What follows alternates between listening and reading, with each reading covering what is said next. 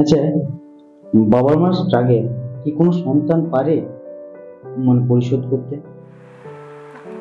আমার মনে হয় বাবা মার স্ট্রাগল কোনোদিনই শোধ করা যাবে না। কখনো না, সম্ভব না। কারণ যদি কেউ মনে করে যে বাবা মাকে টাকা পয়সা দিয়ে হেল্প করছি, পাশে থাকছি, তাহলে ঋণ শোধ হয়ে গেছে, একদম না। বাবা মারা যে আন্তরিকতা দিয়ে তোমাকে ভালোবাসছে, সেইটা কোনো জিনিস দিয়ে শোধ করা যাবে না। সেই কষ্টটা, সেটা তো তোমাকে ভালোবেসে করছে। তাহলে বৃদ্ধাশ্রম গুলো কেন তৈরি হয়েছে, আর বৃদ্ধাশ্রমে বাবা মা রয়েছে কেন? আমার মনে হয় যে ছেলে মেয়ে তার বাবা মাকে বৃদ্ধাশ্রমে দেয়, তো তাকেও এক টাইমে বৃদ্ধাশ্রমেই যেতে হবে মনে হয় ফিউচারে, কারণ কার্মা রিটার্ন করে। আর বাবা মা হচ্ছে আমার মনে হয় আমরা তো ভগবানকে মূর্তিতে পুজো করি, সামনে তো কখনো কেউ বলতে পারবে না যে ভগবানের সাথে কথা বলি।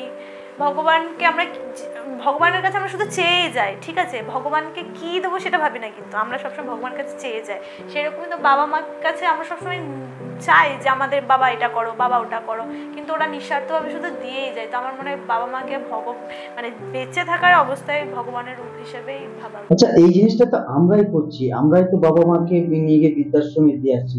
তো এইটা যদি না এটাকে বন্ধ কি কোনো উপায় নেই?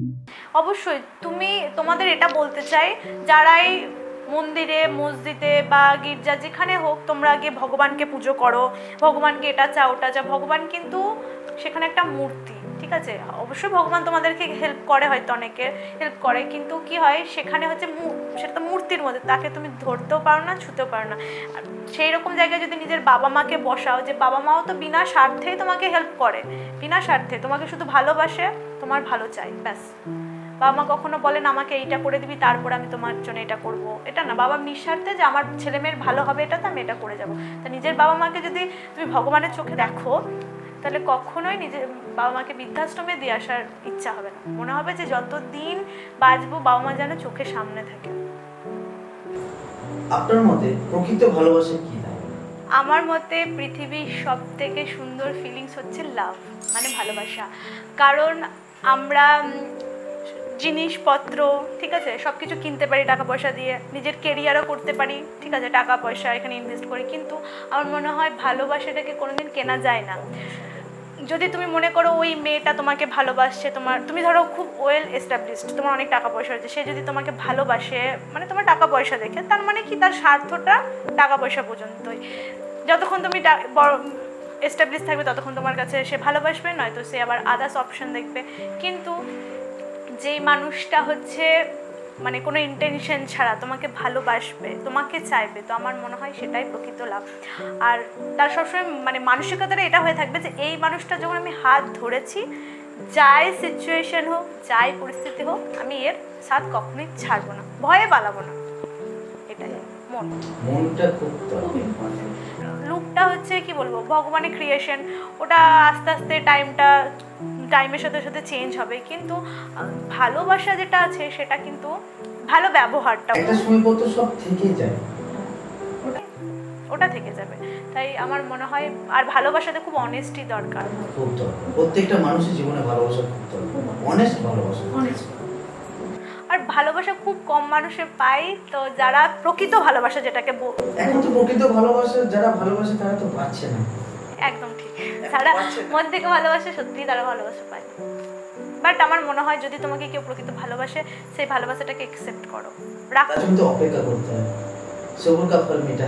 সেরকমও না, অনেক সময় তোমাকে কেউ ভালোবাসে, সেটা সে বুঝতেই পারে না যে তাকে ভালোবাসছে, সেটা বুঝতে পারে যখন হারিয়ে যায়, তখন হয়তো ফিল করে যে হ্যাঁ আমার সঙ্গে। হারিয়ে যাওয়ার আগে তো নিশ্চয়ই দুজনকে একবার হলেও বলে দেওয়া উচিত। হ্যাঁ, বলে দেওয়ার পরেও আমি স্পেশালি দেখি যে ভালোবাসার ক্ষেত্রে যখন সেই মানুষটা, সেটা ছেলে হোক বা মেয়ে হোক, তার পার্টনার যদি তাকে অনেক ভালোবাসে না, তার কাছে সেটা অনেক সময় বিরক্তির কারণ হয়। সে তার প্রায়োরিটিটা বুঝতে পারে না সেই সময় সে বুঝে না যে তার কাছে কি আছে, বা সেই মানুষটা তাকে যে ভালো চাইছে, তাকে চাইছে অ্যাটলিস্ট। তার জিরো থাকলেও সে তার সাথে থাকবে, সে যখন ফুলফিল হবে তখনও তার সাথে থাকবে, তো সেটা বুঝতে পারে না। কিন্তু যখন ওই রিলেশনশিপটা নষ্ট হয়ে যায়, যেটা গুরুত্বের অভাবে, তখন হয়তো তার ওয়ান টাইমে ফিল হয় যে না, সেই মানুষটা তাকে কিন্তু ভালোবাসতো বলে শুধু তার সাথে সে থাকতে চেয়েছে, আদার্স কিছু না। খুব ইম্পর্টেন্ট। ইম্পর্টেন্ট।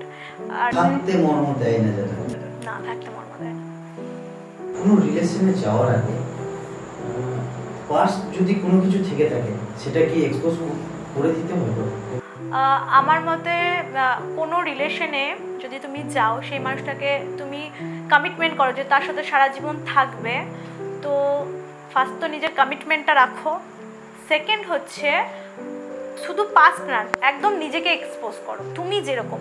রিলেশনে একদম মিথ্যা কথাটা কখনোই বলো না, কারণ সেই মানুষটার সাথে তোমাকে 60 বছর থাকতে হবে।